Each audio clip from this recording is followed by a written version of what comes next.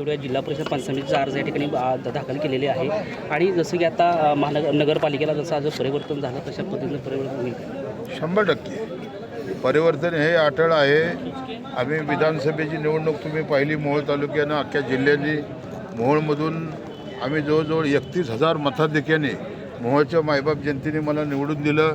त्याच्यानंतरनं नगरपालिकेची निवडणूक लागली.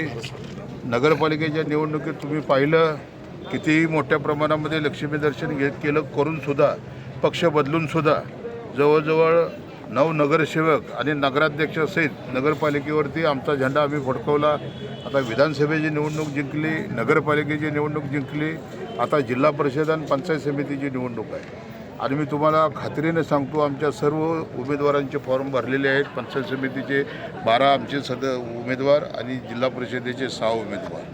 तर आमच्या या निवडणुकीमध्ये कितीही काही केलं, कसलाही तुम्ही लक्ष्मी दर्शन घडवलं तर मी तुम्हाला आज सांगतो राजन पाटलाचा टांगा पट्टी केल्याशिवाय हा आमदार राजू खरे स्वस्थ बसणार नाही. बरोबर आहे, परंतु अशा पद्धतीनं BJPमध्ये प्रवेश केलेला आहे आणि तशा पद्धतीनं कंबरी खचलेली आणि ताकदी करून लावलेला जी हार झालेली आहे ती परत भरून काढण्यासाठी तशी कंबर त्यांनी खचली. योगा तुम्हाला सांगतो मी 1990ला वयाच्या 15व्या वर्षी शिवसेनेत प्रवेश केला आणि आज माझं वय 50 आहे. तब्बल 36 वर्ष झाले मी शिवसेनेमध्ये काम करतो आहे आणि 36 वर्ष मी भारतीय जनता पक्षाला ओळखतो आहे. 90 सालची कमळाबाई कशी होती आणि 2026ची कमळाबाई कशी आहे हे जेवढं मला माहिती आहे तेवढं राजन पाटलाला माहिती नाही, लक्षात ठेवा. त्याच्यामुळे त्यांनी भारतीय जनता पक्षात प्रवेश केला, विधानसभा हरले, मोहोळची नगरपालिका हरली. मोहोळच्या नगरपालिकेच्या अगोदर ते भाजपमध्ये गेले, आम्ही मोहोळची नगरपालिका जिंकली. आता जिल्हा परिषद पंचायत समितीच्या निवडणुकीमध्ये प्रचंड असा निकाल हा मोहोळ मतदारसंघामध्ये आमच्या बाजूनं लागल आणि राजन पाटलाचा टांगा पलटी केल्यानंतरनं ही शेवटची त्यांची निवडणूक ठरल. आणि मी आज तुम्हाला सांगतो की या निवडणुकीनंतरनं राजन पाटील भारतीय जनता पक्षाला सोडतील आणि अमेरिकेचे राष्ट्राध्यक्ष ट्रम्प यांना भेटून ते ट्रम्पच्या पक्षात जातील. माझे आमदार यशवंत माने आपल्यावर विशेष करून टार्गेट करतायत, वैयक्तिक टीका करतायत, यावर काय? नाही, त्याला तरी 31,000 पलटी हाणलेली आहे, त्याची पराभूत केलेला आहे त्याला, त्या यशवंत मानेला. आणि ते इंदापूरचं पार्सल आता इंदापूरला पाठवलेलं आहे. आता त्याची 1-2 कामं चालू आहेत तिथं. बेगमपूर ते आपला वैराग रस्ता आणि कुरुल ते पंढरपूर रस्ता, हे दोन्ही रस्ते अत्यंत निकृष्ट दर्जाचे आहेत. या रस्त्यामध्ये कोट्यावधी रुपयाचा भ्रष्टाचार झालेला आहे.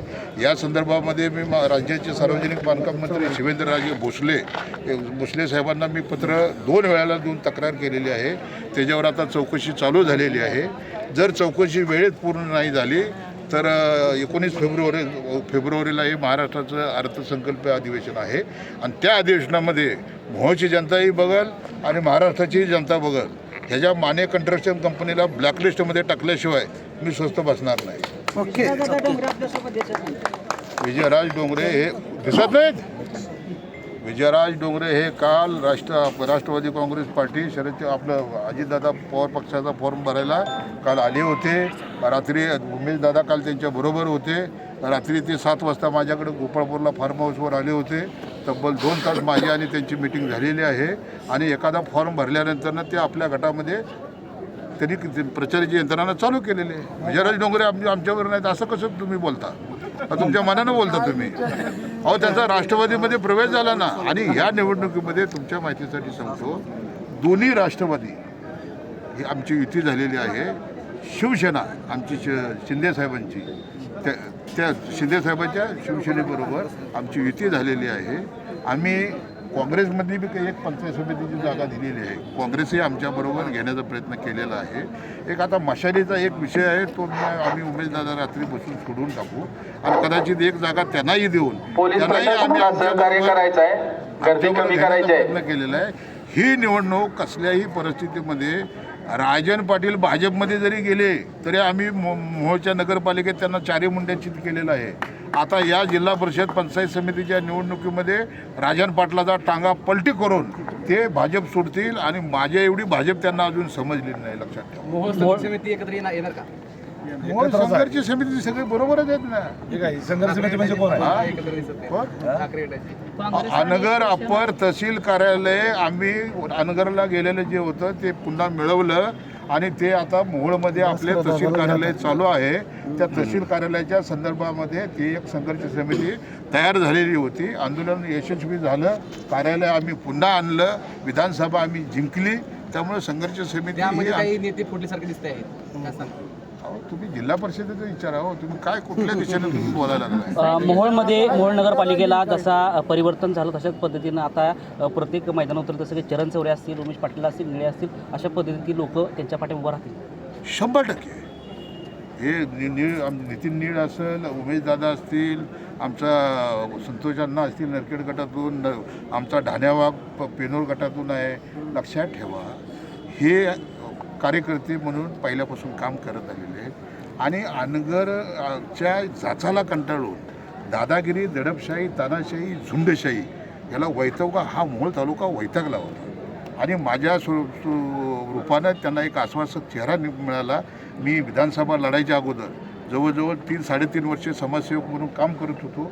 तुम्ही माझं काम बघितलेलं होतं. लोकांनी विश्वास टाकला, आम्हाला निवडणुकीत विजयी केलं. नगरपालिकेच्या निवडणुकीमध्ये तुम्ही बघितलं, लोकांनी आमच्यावर विश्वास टाकला, लोकांनी आम्हाला निवडून दिलं.